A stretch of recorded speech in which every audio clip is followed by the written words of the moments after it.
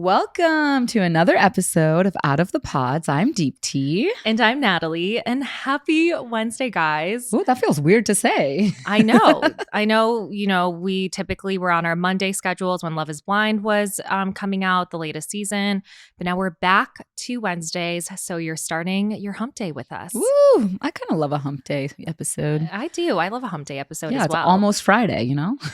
Yeah. Speaking about hump days. Actually, nope. This has like, nothing to do with hump days. Well, someone DM'd us being like, get better at your transitions. So this is me. We find any word to transition into it. Speaking of hump days, I've been trying to get humped. No, I'm just kidding. Well, I really was trying to. But how do you guys feel about voice notes? In what context? In the context of voice noting a guy before a first date. Or just voice noting in general in that like early stages of dating. I don't feel comfortable doing that, but that's just me. But you're a little bit more free. Okay, well, after doing Love is Blind, I felt like I found the power of voices, like hearing someone's voice before meeting them. Yeah. And so I was like, I'm going to send voice notes to everyone that I have a date set up with. Okay. Like I've done this, like a friend set me up on a blind date, sent a voice note on dating apps. I've sent voice notes and I thought it was like kind of cool. Like I was like, they get to hear what I sound like and I get to hear, what they sound like. Like that's really cool. Anyways. I like the banter between, if you've ever seen on TikToks, they have voice notes going back and forth on Hinge and they're like singing to each other or saying funny shit. Yeah, I don't do that shit. But I'll do like a nice like, oh yeah, I really love that. I'll like pull out my corporate voice and I'll be like, yes, I really love that date idea. Like, I'm really excited to meet you. Oh my God, that's such a good idea. That's like, Valley Girl voice. Corporate? I thought that was my corporate voice, but okay. That's kidding. Like the Nat before the crazy comes out. Like, that's my voice before I'm like, I'm going to show you who I really am. It's like, you don't even know. I think I get that version of you. You need to capture the guy first, and then you let the crazy out at month 3. Yeah. Oh, yeah. And then have them get the feels for you first, and then that's when I start talking about my IBS. Oh, you wait 3 months? No, it's mostly at like I feel it out at the 1 month mark where I'm like, can I mention that I run to the bathroom sometimes and I have no control over my bowels? Like I'll start like really easing them in, and then I start talking about it. Month 3, boom! I'm like, I captured you. We're in this together, and here we go. But anyways, I sent a guy a voice note recently before our first date, and he ghosted me right after I sent it. And I knew it was a ghost because I saw little typing bubbles come up in iMessages. Mm-hmm. And so he was definitely typing something and just stopped. And I never heard from him again. He never, what? Mm-hmm. And it wasn't like a crazy voice note. He was like giving ideas for like first dates and like all this stuff. And I voice noted like, I love this idea. Like I've done this before in these restaurants, blah, blah, blah. That is so funny. Never heard from this man. He Casper ghosted me. I can't get behind the voice note thing like early stages of dating. The only voice notes I'll ever send is between like girlfriends because I'm unhinged. Wait. What? So speaking about voice notes to girlfriends or like close friends, I send voice notes to Deepti a lot. Oh, all the time. Like if we're not on the phone and like she's busy, I'm like, I'm going to send her a long ass voice note. But also I'll send her voice notes if I really think that she's funny. Like I'm really laughing at something she says. You mean all the time? No. Sometimes when you text me something you think is funny and you get the LOL in all caps, I'm typically literally in my bed, stone-faced, just being like LOL. Why are you attacking me like this? I thought this was a fun story. I was just giving some context to what I'm about to say. The context of Deepti's not funny. How dare you? But anyways, she said something really funny the other day. And so I sent her this voice note. And I do this often just so people can know that I'm actually laughing. But here it is. I'm literally laughing at that. Oh my God. That was a dying animal at the end there. I have not listened back to that voice note. Why does my laugh sound like that? That just proves that I am so funny that you had to unhinged laugh like that. That just goes That's to show not my how real laugh funny I night. am. Like, that's not my real laugh. It depends on who we're with. Oh The laugh comes. See, I'm funny. I'm funny, dude. no. You only laugh like that when Deepti jokes, you know? Oh my gosh, I'm so self-conscious. Stop. You have a cute laugh. I think I laugh at your laugh, so that's funny. Okay, well, anyways, so let us know, like, is it okay to send voice notes to guys before a first date or even in the early stages of dating? I'll answer that no. Just kidding. I think it's fine. I just It don't know is. why I got ghosted. Maybe he was like, she sounds a little too Valley Girl from me. No. I was And joking when I said that. If he thought that, then he's not the one for me. Exactly. Thank you for That ghosting was a me, sir. sign. Dude, did you hear that Travis Kelce is it Kelce or Kelsey?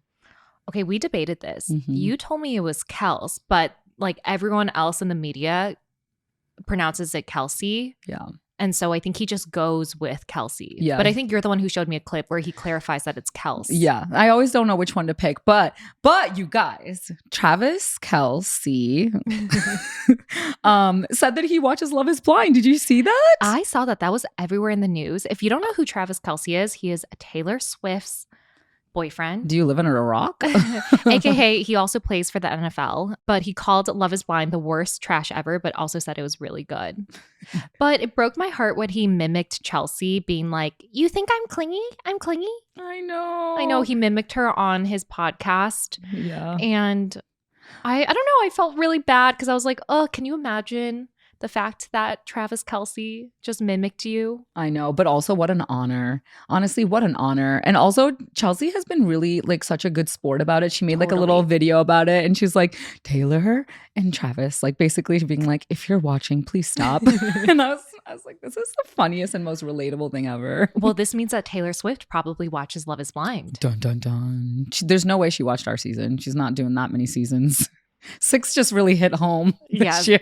6 really hit like the pop culture, the wave of reality TV pop culture. But that's so crazy. No, it's actually Isn't it weird? I know that Kim Kardashian has watched our season and also the other seasons of Love is Blind, but it's so weird knowing that someone who is like really, really famous is judging you. Yeah, this is probably the most famous person right now, especially after winning the Super Bowl. Obviously, Taylor Swift's boyfriend. It's like, it's worldwide like popularity. I wonder who her favorite is from the show, if she did watch. I'm going to say none. No, I'm going to say Britney and AD. What if like Taylor Swift is just like one of those girls who just loves trash, like reality trash TV, you know, like to get her mind off of life? I love that. I know. love that for her. It's She great. unwinds watching A little trash. a little trash TV that is love now that. Love is Blind, apparently. That's I just what a win for Love is Blind. No, I know. One thing I also saw that's related to Love is Blind is there's a lot of TikToks, pictures going around of the future cast filming in Minneapolis, Minnesota. Oh yeah, Minnesota. However, we can confirm that Minnesota is not going to be season 7. So season 7 has already filmed around the same time as season 6. So Mhm. Minnesota might be like season 8 or 9 unless they decide to change things up like how they did for our season. So Yeah. we filmed at the same time as season 3, Dallas, and we heard that Dallas might have, like, they were thinking of coming out with the Dallas season before our season. So we would have Mhm. been season 3. Right. So they kind of, I think they filmed literally 2 weeks after us. Yeah. The Dallas season did. So it's probably similar. But yeah, Minnesota. What another cultural, fun little city. I you know, but now no one is safe. Like, people know when Love is Blind is filming in their city. Oh, absolutely. I wonder how they caught on that it's Love is Blind because there's like a lot of reality TV shows out there, but I don't know. Some of these TikTokers Yeah. are like, "Oh my god, my ex is on it," so that's why she made that TikTok. Yeah. But And people found out that they were also filming in DC. Mhm. So I feel like it's just, I think it's so easy to see when you see like a group of people on like a bachelorette party and a bunch of cameras. I mean, even when we were filming our honeymoon scenes in Mexico, like people knew it was for Love is Blind. Yeah, and especially when I went to Seattle, I somebody where they filmed, I went to one of the locations I didn't even know that was on the show before the season even came out. And one of the service workers, like it was like a bartender, I think, she came up to me and she was like, "Oh my God, like you're Deepti," and like gave me the entire spiel. She's like, "This is where they filmed," and I was like, "Whoa, what?" Yeah. So I think it's like, yeah, everyone. It's gonna be people harder know. for like production to keep it a secret that they're filming in a certain city. Yeah, it's kind of fun though. After we talked about how hair thinning will happen to approximately 1 in 2 women, we have gotten messages from you all who have experienced this. I know we don't openly talk about it enough, and going through it can feel lonely and frustrating. I've experienced this. I mean, I've talked about it a lot, and that's why I take Nutrafol. I've used it for about 2 years now, and it has helped make my hair thicker with less shedding. And their supplements support healthy hair growth from within by targeting root causes of thinning, including stress, hormones, environment, nutrition, lifestyle, and metabolism. Nutrafol is the #1 dermatologist recommended hair growth supplement, with over 1 million people seeing thicker, stronger, faster growing hair with less shedding. And that's crazy. 1 million people. Also, in a clinical study, 86% of women reported improved hair growth after taking Nutrafol Women's Hair Growth Supplement for 6 months. You can purchase online. No prescription is required. So take the first step to visibly thicker, healthier hair. For a limited time, Nutrafol is offering our listeners $10 off your first month's subscription and free shipping when you go to Nutrafol.com and enter the promo code OUTOFTHEPODS. Find out why over 4,500 healthcare professionals recommend Nutrafol for healthier hair. Nutrafol.com, spelled Nutrafol.com, promo code OUTOFTHEPODS. That's Nutrafol.com, promo code OUTOFTHEPODS. Well, speaking about Love is Blind, we are starting again our Burning Question series, and it's going to be all about Love is Blind and also about Deepti and I. Mm-hmm. So we'll be answering your most asked questions. We gathered them from our Instagram page at Out of the Pods. So if you don't follow us there already, please do, because you're able to submit your questions for future Burning Question series episodes. Yeah. I think this is one of my favorite sections or segments. I should say not sections. This is one of my favorites though, because it's like content led by our pod besties. So yes, it makes me happy. We love that we're able to get questions from you guys, and we'll answer them as always, as honestly as possible. Yeah. First question. Well, this actually starts out by saying this isn't a question, but congrats on being #1 in TV and film for the last few weeks. Whoa, I'm so proud of us. Yes. We did not realize when we started this podcast that so many people, hundreds of thousands of you guys, would tune in and listen to us. And we're so proud of this community that we have built. We've talked to so many of you, like through our Instagram page, through social media, through our DMs. And it's like so fun to just like have this community. But thank you so much, because I don't think we talk about the success around this podcast enough, just because, yes, it's really fun and cool, but I don't think it matters that much to Deepti and I, even though we're really proud of it. But I think we just really love the fact that we have like a group of men and women out there who can give us advice, listen to the advice we have to give, where we can share our stories as women in our 30s. Yeah, and the lessons that we've learned, Mm-hmm. Everything that we've gone through with you, with everyone who listens. Yeah, that's exactly. And I don't think we'd be as successful if we didn't have the community and our pod besties, obviously. And I think a majority of people who listen to this podcast are women who are kind of like going through life in kind of the same stages of things. And so it's really cool to just like, I don't know, find relatability and, you know, ask for advice from you guys, because obviously, like, I don't know that much. I'm, you know, I try, but we're just winging through life with you guys. Exactly. So thank you. We love you. What's our next question? Okay. Why did you create the podcast? That's a great question. It actually first started for both of us because we were reacting to, talking about the latest seasons of Love is Blind on our own social media. And then we're like, why not just talk about it on a podcast instead? Because we have so much to say about it that doesn't fit into like a 15-second, 30-second Instagram story. Yeah. So that's how it started. So yeah. and then it became like a place where we could just talk about, again, like our lives and like our dating lives, pop culture. And Deepti and I obviously watch the seasons of Love is Blind. And so it allows us to kind of like share what we think with all of you guys. Yeah, I think that was the one. I think we started the podcast mostly to recap Love is Blind because that's, why the purpose. But then, like, once we started doing it, we're like, wait, there's much more to us and life than just that, too. Although it is one big community that brought us all together. But we just love that you guys have stuck around to listen to, the rest of it, which is mostly about our lives and dating and I don't know, women empowerment. Yeah. Next question. What do former and current cast members of Love is Blind think about your podcast? That's a really good question, actually.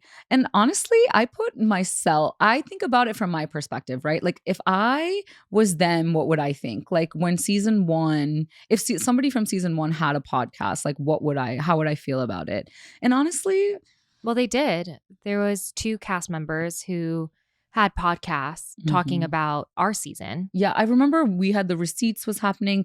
I don't know. I kind of like was just like, oh, this is really cool. The fact that I'm talking to somebody who was also on Love is Blind, like, and just it was like a really cool experience. Jessica Baden had a podcast that came out during our season, and she recapped it, which I listened to, and I think Kelly also from season 1, including Lauren from season 1 as well. They talked about the season on their podcasts. Yeah.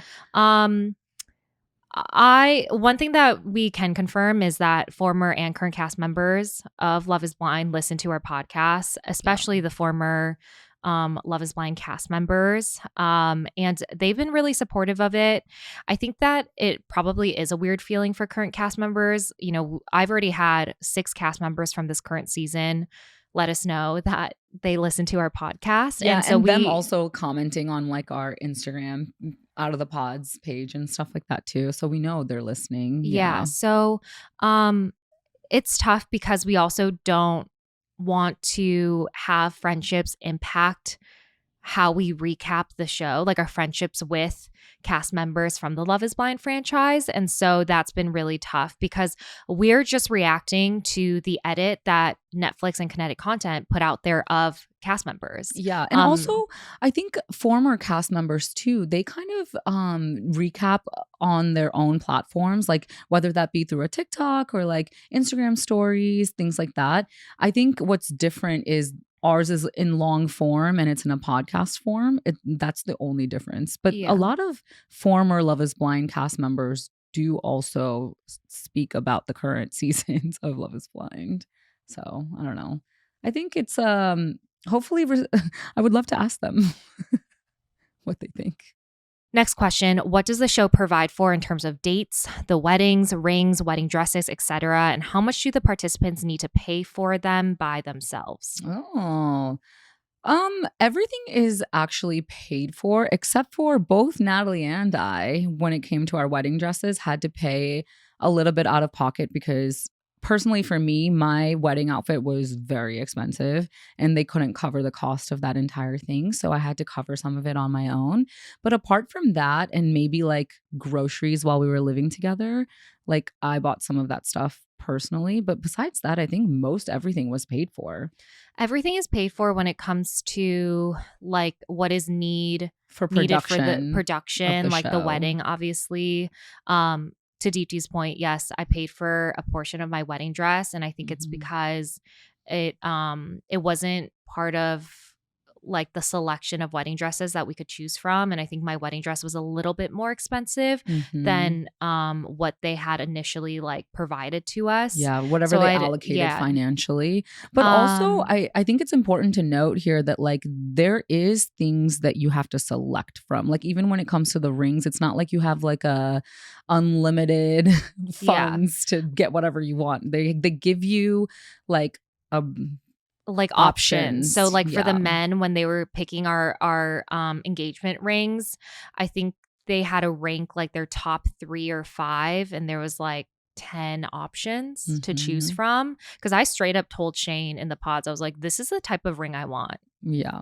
Like when we were getting to the point of like talking about getting engaged, I was like, I would like something that looks like, like is the shape of an emerald, like an emerald cut. Oh my God. I loved my ring. Too bad it's at the bottom of Lake Michigan. I still have mine. Sad. But oh my gosh. I watched a Sex in the City episode recently, and one of the girls was going to change her ring into like earrings or like a pendant. And I thought that was Wow. such a good idea. Maybe you should look I into was that. actually thinking of doing that. Yeah. Some it's people were good. like, give it back to your fiance, but I was all like, Mm. Netflix paid for it. Yeah. No, it's So, yours. it's you mine. earned that shit. Okay, next one. How do you know who you're on a pod date with? Well, production gives you a whole schedule. What a lovely question to ask you. Because Oh yeah. no, Mhm. that's funny. Well, no, production gives you a schedule like at the beginning of the day, so you know which pod room you're going into. So I think there were 10 pod rooms on our set of Love is Blind, and you are given like, hey, you're going to like pod room 7 with so and so. Ooh, that brought So me that's back. how you know. What? That brought back memories. I know that brought back memories. Oh, man. Sometimes there would be like a little mix up, but now looking back, I think it might have been purposeful, a little surprise. Who production? No way. No way. This is one of the best grocery stores I love to shop at, right from the comfort of my own couch. If you've been listening to us for a while, you know that I'm very aware and careful of what I put in my body, and shopping at Thrive Market makes this so easy because they carry brands with the highest quality ingredients and sourcing methods. So they restrict hundreds of ingredients across their food and cleaning categories, so I don't have to worry about what's in my products and food. And I love Thrive Market, so I'm also a Thrive Market member. And with my last 2 recent orders, I saved $104.65 on groceries and products. Like, isn't that insane that I saved over $100? So my last order included a bunch of Poppy prebiotic sodas, which is my absolute favorite drink right now. And each was $1 cheaper than what was at my local grocery store. Also, I ordered probiotics from them, and it was 10% cheaper for the same brand that I typically would buy from my local drugstore. Well, save time and money and shop Thrive Market today. Go to thrivemarket.com/out-of-the-pods for 30% off your first order, plus a free $60 gift. That's THRIVE market.com/out-of-the-pods, thrivemarket.com/out-of-the-pods. Next question. How often do people talk about physical looks in the pods? Oh, I love that you asked me that. Obviously, Wait, why? Because of Shake? Yeah, I was just joking. But no, I feel like they might not air it, but a lot of people bring up physical appearance. Like, obviously, Shake was very outward with it and said, "Oh, do you think I could lift you on my shoulders?" Obviously, asking size. You know, it's kind of like the roundabout way of asking things. Like even this season with the celebrity thing. The Megan Fox comment? Yeah, like I'm pretty sure that Jimmy and Chelsea are not the only ones who talked about physical appearance. No, like, yeah, it happens a 100%. lot. I will say, though, there is like kind of this hesitancy to talk about it. So it's asked in very indirect ways, like, who is your celebrity look like? Do you work out often? Yeah. People ask about height, like typically to the girls. Like the men will ask the women, you know, like, what's your height? And I don't know why, but I think it gets a feeling of like them trying to imagine who we are. But what's frustrating sometimes is like women will openly, and men as well, will openly talk about their physical appearance as a way to like get the one up. Yeah. know? If there's like, especially if there's like competition in the pods and like, or in the lounges, and it's like, you know, 2 women are after the same man or 2 men are after the same woman. It's like, how can I insert like plant the seed in their mind for attractiveness? You know, and that happened on our season. Here's a good story. So there's a woman on our season who was straight up telling the men like, oh, you know, I am hot. Like I would consider myself hot. Yeah. And she said it unprompted. And so like all the men heard about it, right? Like the man that she told it to, like told all the other men. Yes. And then so it started something where all the guys were like, okay, she's hot. Like she is hot. And obviously that gave her like a one up compared to the other women. Yeah. Because like they knew like, okay, like if she says she's hot, she's most likely hot. Yeah. Like, because who calls himself hot if they're not? Mm-hmm. And so, yeah, like people were talking about it. Do you remember on our season when one of the girls also said that she was a bottle girl to the men? And that was hilarious because I remember specifically Shake saying something about that to me.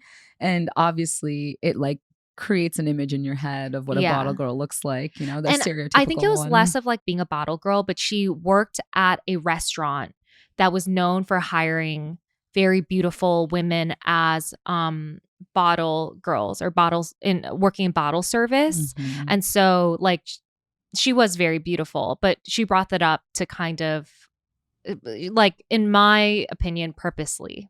Oh yeah, that's what we're to saying. kind of It's indicate like, hey, I'm really pretty. Yeah, that's what we're trying to say. It's like people are very tactful about it because obviously it's called Love is Blind, so don't be obvious. But okay, next question.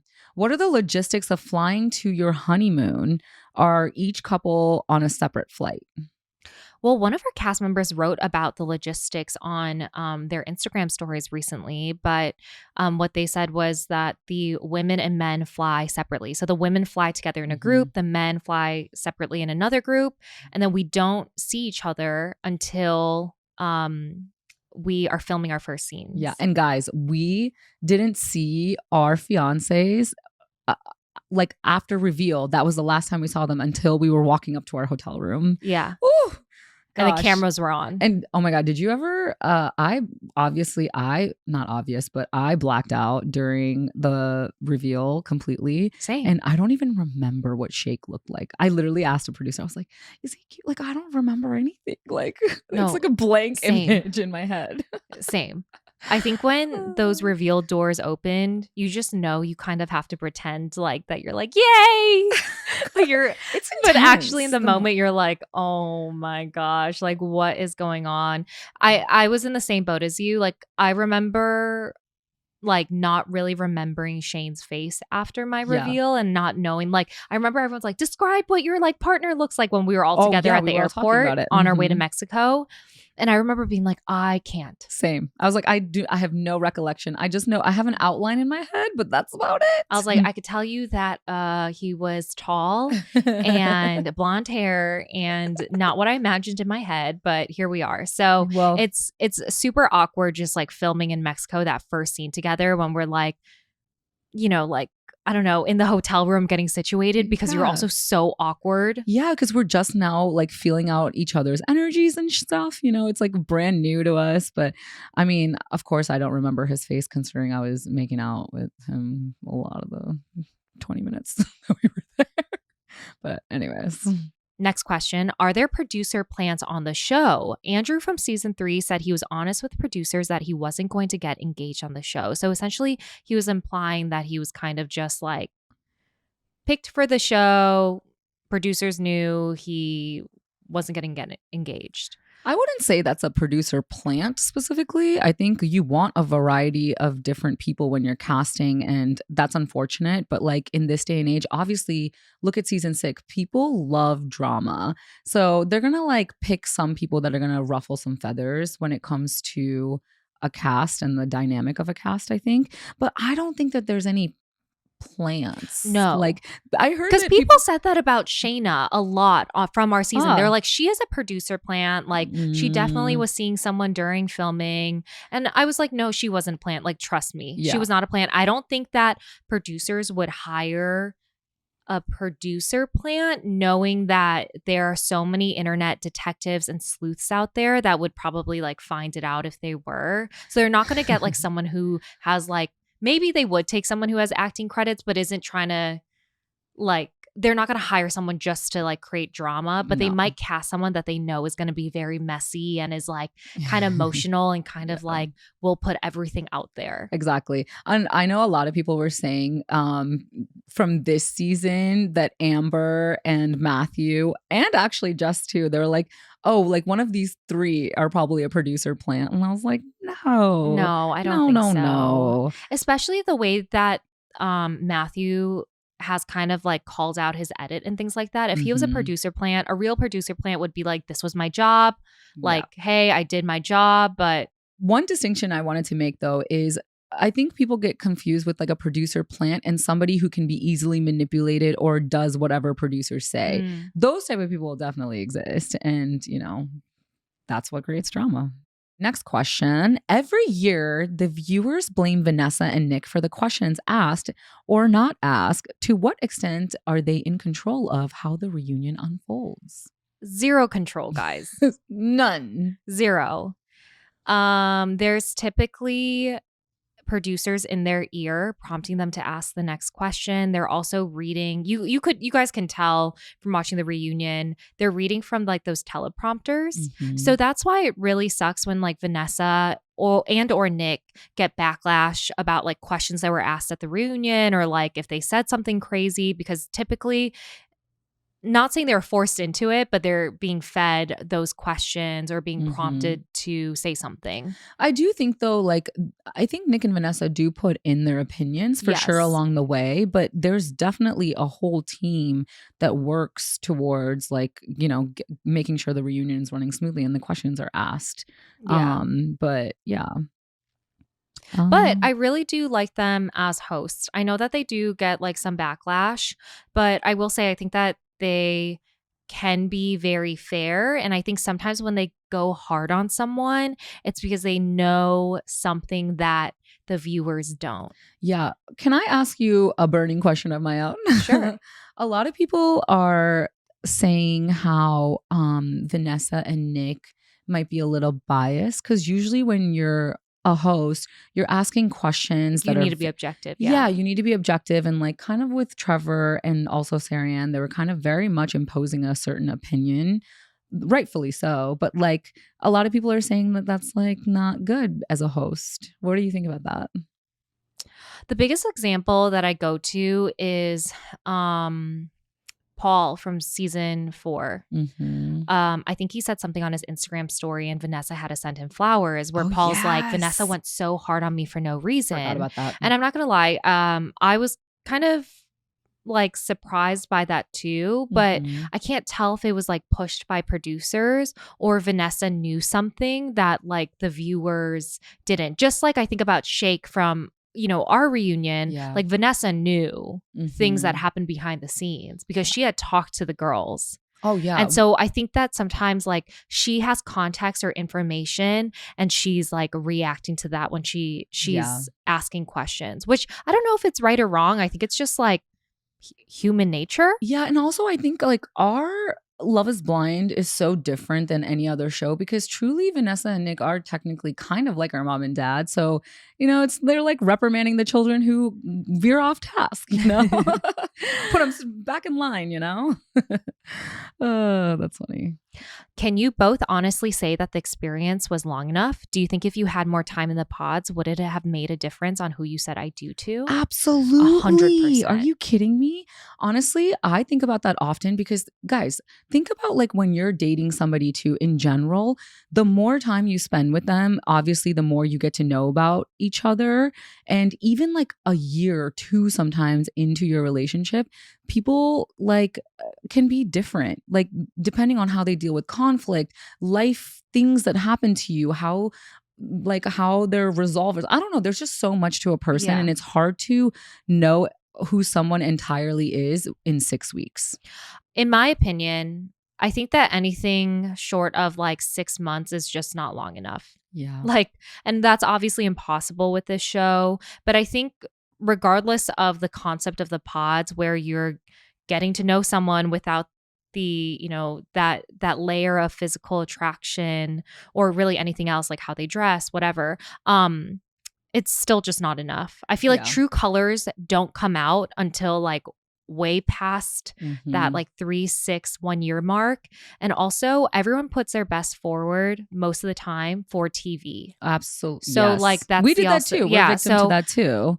Like you're not gonna, I think it's also really hard because everyone's on such a different timeline, even in real life. Some people fall in love at first sight. I don't believe the concept of love at first sight. I feel like love at first sight is just being physically attracted to someone and like your first impression is great. And that's what you think you're falling in love with. I think completely opposite of you. I'm first of all, I am a hopeless romantic, but also I'm like such a energy driven person. And I think that there's certain people in this world where you lock eyes, you just know like the energy matches and you're like, holy shit, I recognize that soul. And that is like a person I'm supposed to meet. And people fall in love. I truly believe that The only people that I'm locking eyes with is some dude doing something sketchy on the subway. Oh, when you looked at me, I thought you were going to say me. I was like, oh, hi. Me? No, when you look at me, I look away. I'm like, no eye contact, no eye contact. That's funny. Okay, our next question. How many clothes do you need to pack when shooting for Love is Blind? okay, we've got to stop right here for a second because if you do not have this bag, please go get it. I feel like everyone has the Bays Weekender bag. And if you've been following my travels on social media, you know that I have one too. So yes, I've been influenced by social media. And I totally get why their bags are so popular right now because they make packing and organizing so easy. So the bottom compartment is my favorite part of the Weekender bag. It's where I keep my shoes and my hair dryer and sometimes my toiletries. And there's also a zipper pocket on the back that becomes a trolley sleeve so it fits over your luggage handle. It is by far the best carry-on bag that I've ever had. I would say I'm not the most organized or efficient packer. Like I am that girly who'll just throw 10 different outfits into my luggage and 5 different shoe options. But their luggage makes it so easy to stay organized because they have thought of all the interior pockets you need. And their luggage has everything you could ever ask for in a piece of luggage, a cushioned handle, built-in weight indicator, washable bags for your dirty clothes. And the quality of their bags and luggages are just so good. So right now, Bays is offering our listeners 15% off your first purchase by visiting baystravel.com/outofthepods. Go to baystravel.com/outofthepods for 15% off your first purchase. That's BEIS travel.com/outofthepods. I packed 2 suitcases worth, 2 checked in luggages worth of clothes. I remember when we all arrived at the airport and the girls and the guys fly separately, but you would look around the airplane and you could tell who is part of the crew. And it was so funny because all the girls I felt Part like, of the cast, you mean? Yeah. Yeah. All the girls were part of the cast. Or you could tell who was part of the cast. And it was funny because all of us had the biggest luggages ever. I overpacked like a crazy person. So, okay, this is crazy of me and I'm such a dumbass, but What? So I packed 2 suitcases, but one was like half full because I didn't pack for Mexico. So when you're chosen to be the final cast, they give you a packing list. They're like, hey, like pack for the pods. So like bring casual clothes, but also some nice clothes and like your reveal dress and also pack for Mexico. Or they were like, I think they didn't even tell us Mexico. They said somewhere hot, like for the honeymoon. Yeah, exactly. And so I remember like looking at the packing list and we were still like in the middle of the pandemic. And so it was really hard to like go shopping and like shipping times. Like if you ordered clothes online would take forever. So I was like, oh my gosh, like I just don't have like the right clothes to bring to this. Yeah, that's so funny. So I packed everything in my closet for like the pods, but I had nothing to wear in Mexico. I had to borrow clothes from Ayana because I remember looking at the packing list and being like, there's no way I'm getting engaged on this show. That is so funny to me. Like, and I was like, the chance is so little that I'm not going to stress myself out and I'm not going to pack for the Mexico honeymoon, you know, like piece of the show. Gosh. So literally when I got engaged, I was like, I'm so fucked. And they have production assistants who will go and do things for you and run errands. Yeah, like run errands for you. And I was like, can you just grab me some like swimsuits from Target? That is so I was like, do you funny. mind? I was the complete opposite. I even got packing like cubes, you know, like how you can get the little, and I kept everything so organized. I was like, oh my gosh, like who am I? Never do that. I never do that anymore. Well, I do that in my everyday life, but the packing cubes did not include Mexico, let me tell you. That's so funny. Yeah, I packed a lot. I just remember all of us lugging around these giant ass suitcases all the way to Mexico, all the way back. And I was like, why did I do this to myself? They're like giant ass luggages. But yeah, anyways, that's how much we have to pack. One girl did bring 3 suitcases.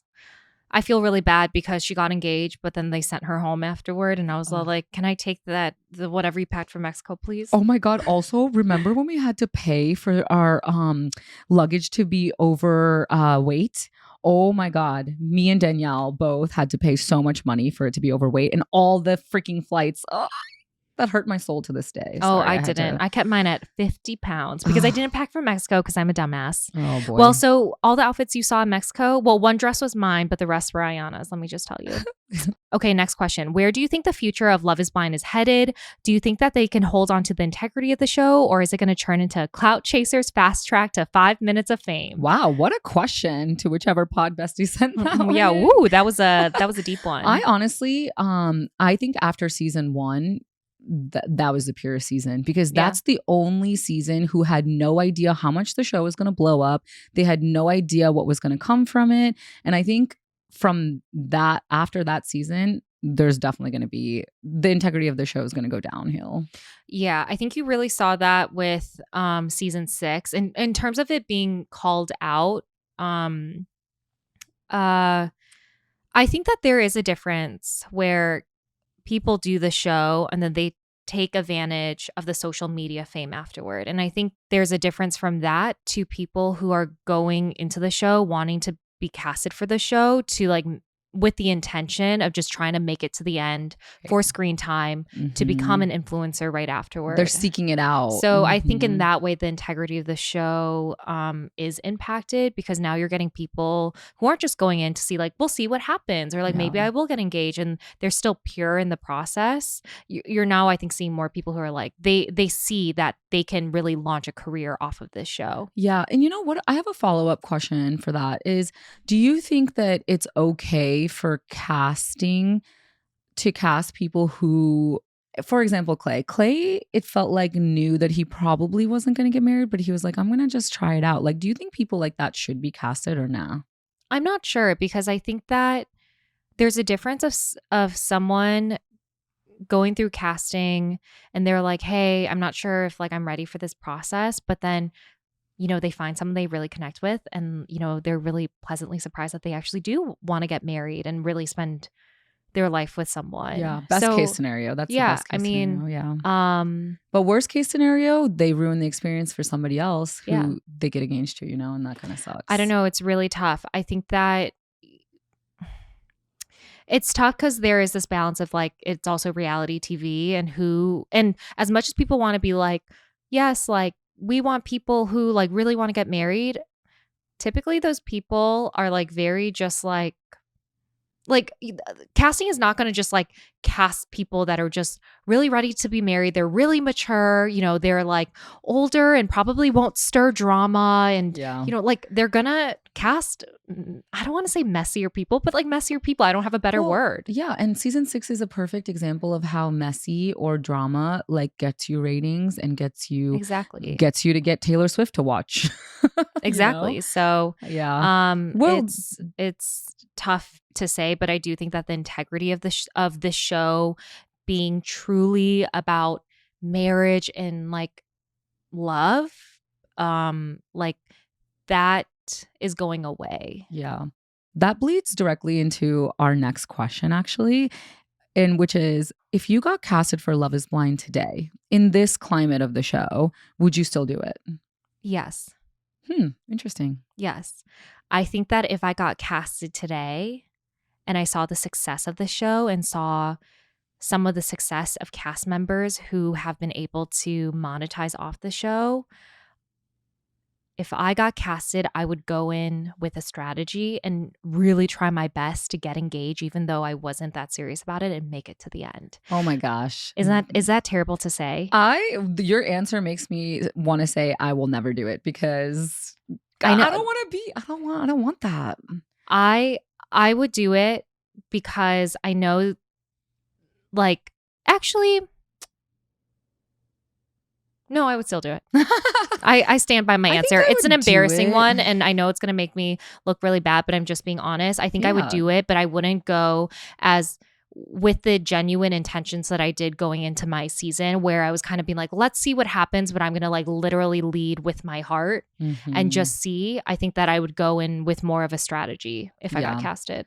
Yeah, because you do have to be smarter now. Yeah, because and you see different storylines now and Exactly, how and like you could get edited. that's the thing, is how the public is going to perceive you is so big now. And I think when we were going into it, for me, I had no idea how We just saw much. season 1. Yeah, I had no idea how much like people's opinions would be in my DMs. You know, We didn't know the Like, different storylines that could literally play out. Yeah, Like I was nervous. I remember watching season 1 being like, oh my gosh, if I say no at the altar, if I get engaged and I say no and it doesn't work out at the altar, I am fucked. And that's why I was like, I need to get engaged to someone I really, really want to like see if I could work it out with and really want to be with.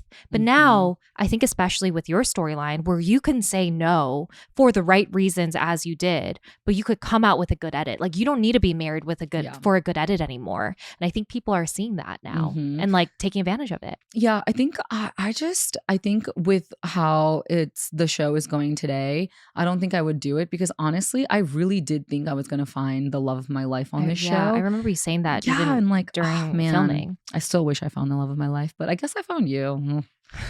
I am the love of your life. Wow. You're Let's not actually into that narrative. You're actually my boyfriend or my girlfriend. You know how they have work boyfriends? You're my work boyfriend. I'm your work wife. Yeah, work. Okay, fine, wife. I'll make you the wife. Anyways, okay, this is an interesting question. We received so many of these. Will you have Shane on the podcast per his podcast request? Why don't you take this one, Natalie? Will you have Shane on the podcast? No. I mean, I guess we don't have any questions for him. I don't have any questions for him. I don't have any questions for him either. Yeah. At one point we spoke about this. I was like, couldn't it be so fun if like in the most amazing parallel universe where life is so good, we could have our exes on and be all friends, or we can just talk about what's happened in life, you know? But no, what's the point of that, you know? Yeah, I like surrounding myself with good energy, and I think that would not be the best energy. But I'm very curious, per his podcast request. I don't know why. I've never seen a request come through from him, but I would say the answer is no. Yeah, no. Sorry. I still can't believe it's cold outside, even though it's officially spring, which is so typical for Chicago. But I feel like because it's still cold, the options to do something here are a little bit limited. So we've been using Today Tix. It's the best way to get tickets to shows and fun events in this city and also your city as well. And to do something you've never done before. We actually went on Today Tix recently to get tickets to an espresso martini crawl here in Chicago, which was so much fun. Yeah, and I feel like every time we go to a different city, we're sometimes a little lost on what to do. And I kind of love getting on Today Tix to just get last minute ideas. Natalie, do you remember when we were in New York, we used Today Tix to go see the musical Book of Mormon? Yes. That was the best ever. And if we hadn't used Today Tix to see what was out there and get out of our comfort zone, we probably would have not made such great memories. Exactly. And I love that they have tickets to shows on Broadway in the West End and in other cities across the country and around the world. And you could book a show in advance. Go to todaytix.com/outofthepods and use promo code outofthepods to get $20 off your first Today Tix purchase. That's promo code outofthepods at todaytix, tix.com/outofthepods, todaytix.com/outofthepods. Okay, next question. Do you think that being an influencer/social media personality could be your work for a long time? Do you think you'll return to the corporate world? And are you afraid that your social media persona could prevent you from finding a good job? That's a great question. I think you've talked about this before, where you said you wanted to kind of go back into corporate life. Me, on the other hand, not at all. Because I've never liked a 9-to-5, like the conventional 9-to-5 thing. I've always known that I wanted to do something differently, but I had to go into corporate. Like, what else was I going to do? You know, I went to school for it. I most likely will return to corporate probably near the end of this year or early next year. I've been like very honest about that. I feel like that is where I thrive. Less about like corporate, but I think just having a 9-to-5 job where I'm working. I just liked the work that I did. Mm-hmm. I think that this is all really cool and fun, and I'll never have this opportunity again to make money off of my social media. However, I think that I really liked working at big companies and having a clear idea of how I could like grow my career. It just fit my personality better. You probably have been able to tell by now, but I'm very type A. Like I am as type A as it comes in terms of my organization, how I like my day to be structured, everything. And I think being an influencer means that you're also your own entrepreneur. And Mhm. I think that I always say I feel like I make a better CMO versus a CEO. Yeah. No, I think honestly, it's hard because I like having the stability of that biweekly paycheck and it's really nice, but I just like never thrived in that Yeah. environment because I'm such a You're creative, like you're I like just a very like you go with I the want to flow, help fluid. people. Yes. I'm like the Aquarius in me is a humanitarian. Like I will dedicate my life to making other people happy and that makes Yeah. me super happy. Deepti helps But me by making me happy. hopefully I can convince you not to go back to corporate. I'm just kidding. But um I do have to say though, I think one reason why I make sure that my social media is not polished, but like I have a certain we rarely level post anything that is controversial or like on our messy. yeah. Yeah, because I think it's really important because again, people can Google everything that you do. Like once you put yourself out on the internet in a certain way, that'll live on forever. And I'm very try to be as careful as I can about that. And also another thing is like that's because of future jobs. Like I don't know what the future Yeah. holds, and who knows if I have to go back to work. Like I'm not. I want to make sure that when people Google me, nothing like crazy comes up. You know. And also, I will just say that I think when it comes to the impact of the show on finding a job, I think for us, it's been 2 years since our season came out. So I feel like kind of the attention and impact of our edits from the show isn't there anymore. Like a Yeah. lot of people has forgotten like what exactly happened, Yeah. like what our storylines were. And so I think in Mhm. that way it hasn't been an impact. I have been interviewing and I've interviewed for jobs just to like passively see what was out there. And my time on Love is Blind has never had an impact Yeah. on me receiving job offers in the last few months. So I'll just put it out there. I'm not sure how it looks like if I had gotten a worse edit. However, what I will say is those quote unquote villains from across the Love is Blind seasons, they've all kept their jobs. Yeah. Yeah. Yeah. I think it's like unless you're blatantly doing something super hurtful or Yeah. bad, I think you're okay. But I think to Deepti's point, I think your social media presence matters a lot. And that's also why I'm so careful, like Deepti, in terms of what I post on my social media, because I know that public reputation Mhm. also follows me onto my job, as for everyone, right? Like Yeah. if you are working at a corporation and you post something very controversial and it goes viral and like your company finds out, you most likely will be fired. So it's that carefulness applies to everyone. Yeah. No, for sure. Next question. How did your Love is Blind experience change your perspective on dating IRL? It completely changed it. I think I'm very guarded now, which is kind of Really? crazy. At the moment, yes, but also I don't think I'll ever be able to go on a dating app again. And I know you're And on this is Hinge and stuff, this is but because of Love is Blind? yeah, because people recognize me, especially because my name is so Oh. unique too. And I just feel like I now need to meet somebody organically. And that's going to be really tough because I don't leave my couch.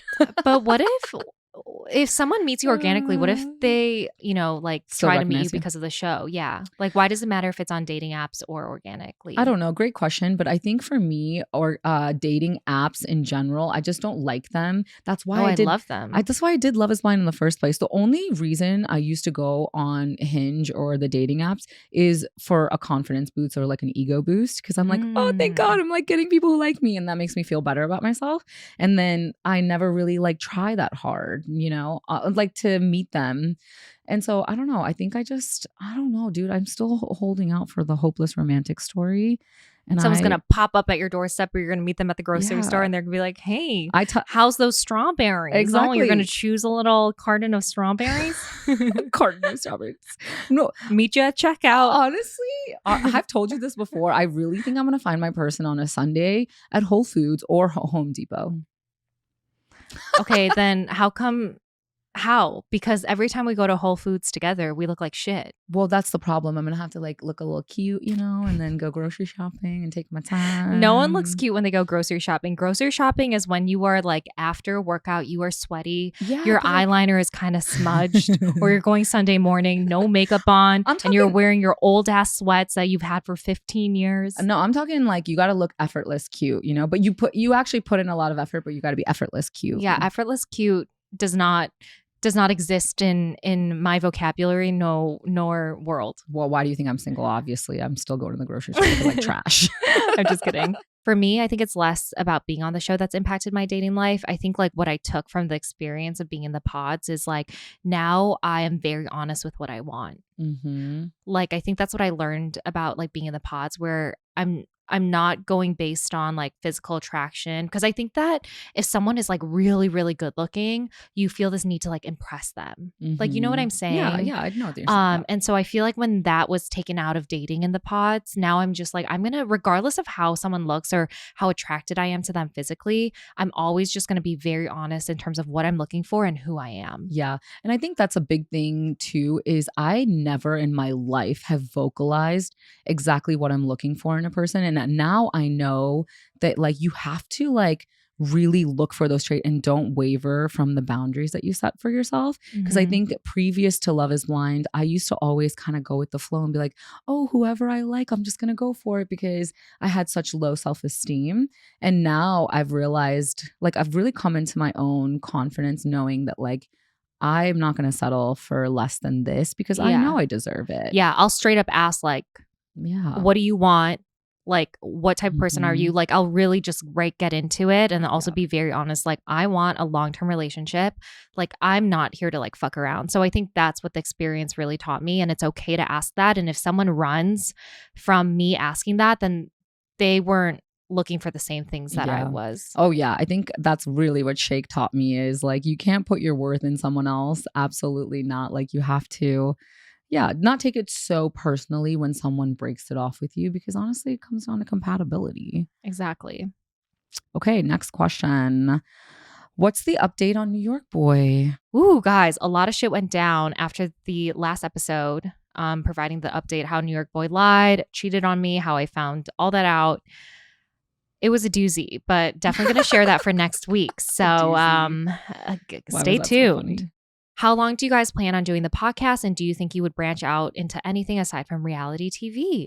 Oh, I think we have branched out and have talked about things that are outside of the reality TV space. I think we'll always come back to it because that's kind of like how our foundation started. Mhm. And honestly, tell me if I'm wrong here, but I think we're gonna do this podcast for as long as we can. Until I'm so old. Oh, You guys are going to grow old with us. We're going to Oh, be I love that. 90, and my y'all will still be gosh. sticking around. We'll be like pregnant and married on this podcast and do all the things. Like, oh, And even if we I aren't love pregnant and that. married, we'll just be grown old together. We'll be Yeah. in our nursing home being like, oh, Deepti, oh my gosh. I don't know how to use these new mics. Oh my gosh, I just like pictured us 50 years from now. Maybe 50 is a little too much. I don't know, maybe. Just you like giving me voice notes with that voice. Can you know what? Like, I can't wait to watch back on our podcast videos on YouTube. Yeah. And then 30 years from now, it's like all like more futuristic. Like we have like an AI generated background. We don't even need to be Deepti and I will here. still look the same age because they really like found some sort of like non-aging serum. Oh my gosh. Please. It's gonna be wild. I hope the scientists are already making a lot of headway on that. Yeah. I Yeah. hope you guys stay for the ride. I love that. Okay. Our last question. Are you happy? I am very happy. Oh, sweet. I wouldn't have said it last year because I think there was so much going on, but I think that I can say now I'm very content and happy with life. I think what's been really helpful is I no longer put like my self-worth in social media. Mm-hmm. Like any social media attention I get, whatever, I'm really focused on my friends and family and just trying to be like a better person day to day. And so Yeah. I think, I don't know, that's made me really happy. I'm just really happy with like the stage I am in life and the people that I'm surrounded by. Yeah. What about you? I feel like I'm very happy, but I think I can't say that I'm happy all the time, because it definitely ebbs and flows for me. Um but I think overall, like, I'm just really happy with the person that I've become and where I'm going in life. And like you said, as long as you're taking the steps to become the best version of you, I think that's all you can do. And yeah, you create your own happiness, you know? Yeah. Yeah. We're now out of the pods and happier than ever, kind of. Oh my gosh, what a tagline. I know, what a tagline. Out of the pods and happy as shit. I love that. Well, guys, that was our burning question series. I can't believe it's over already. I'm sad. I know. If you have any more questions, Mhm. please DM us on our Instagram page at Out of the Pods. And make sure you leave a review and subscribe. See you next Wednesday. Bye.